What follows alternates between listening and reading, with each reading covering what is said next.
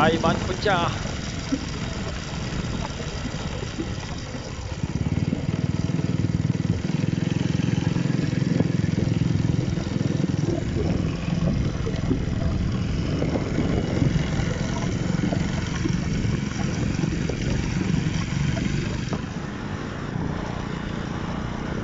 Pantai ban pecah. Tanjung Pianang.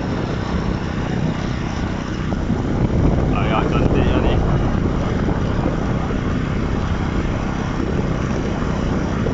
Okey, kita layan game main ni. Game kali pun.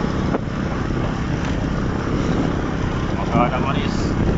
Ayah cantik. Strike. Oh, check out. Song. Oh, check out.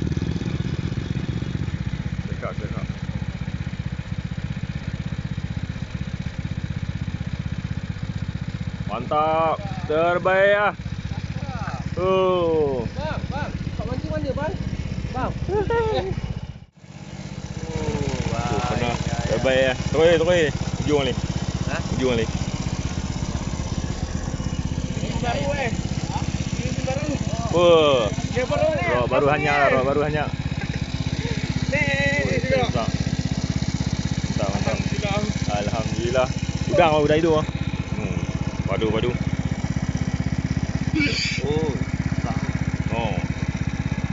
Lagi dia main bagus. 3 kilo 4 kilo dah. Layang je bang. Ada pasangan dah ni. Mantap. Ini bos, pengadar ni. Lah. Mantap. 1 hour later. Casting betul. Pantai ban pecah.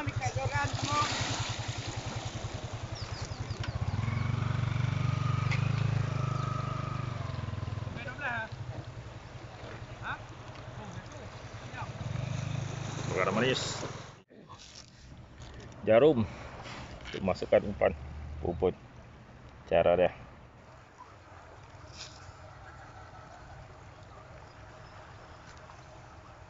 Pantai ban pecah, Tanjung Pianang.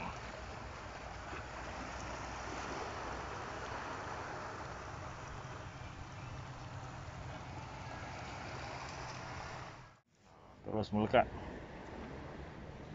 Okey, terbaik. Pakai beg kuning di bawah. Lesen, malung.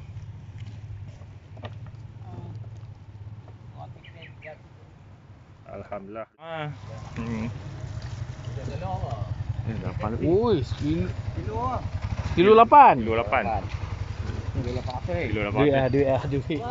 Okey, sila beri perhatian kepada semua pemajing-pemajing. Kita nak adakan penyampaian hadiah dan juga sambutan bertuah. Sekarang juga. Okey. Keputusan dah ada di tangan saya.